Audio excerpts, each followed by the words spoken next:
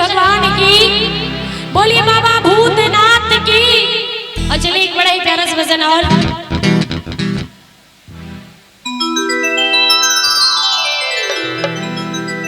कि बाबा ले ले चलिहा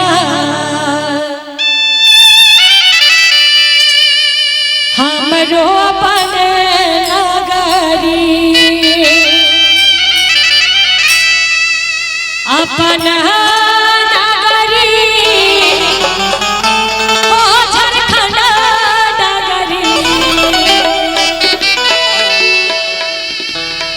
अपन नगरी हो झारखंड नगरी। और देखिए जितनी भी सामने माताएं लोग बैठी हैं, आप लोग अपना घर छोड़ के यहाँ बैठे हैं, बहुत वो गर्मी बहुत ज्यादा लग रही है, तो चाहूंगी कि घर में आपका रूम इंतजार कर रहा है, आराम से आपका पंखा भी आपका इंतजार कर रहा है। इतना कष्ट मत दीजिए। अगर दरबार में आए तो उठाइए जरा एक बार दोनों हाथ, एक बार उठाइए। दरबार में जिसने किया शर्म उसके फूटे करम, इसीलिए उठाइए जरा दोनों हाथ और बोलिए बाबा वैद्यनाथ की। क्या बात, अब लगा कि जागरण हो रहा है, तब से लग रहा था पता नहीं हम कहाँ हैं और आप लोग कहाँ हैं। तो बोलिए सच्चे दरबार की कि भोला ले ले चलिहा हमरो अपन नगरी, अपन नगरी हो झारखंड नगरी, अपन नगरी हो झारखंड नगरी। कि भोला ले ले चलिहा हमरो अपन नगरी। तो सारे बनाएंगे बाबा को झूमर नाच के कैसे?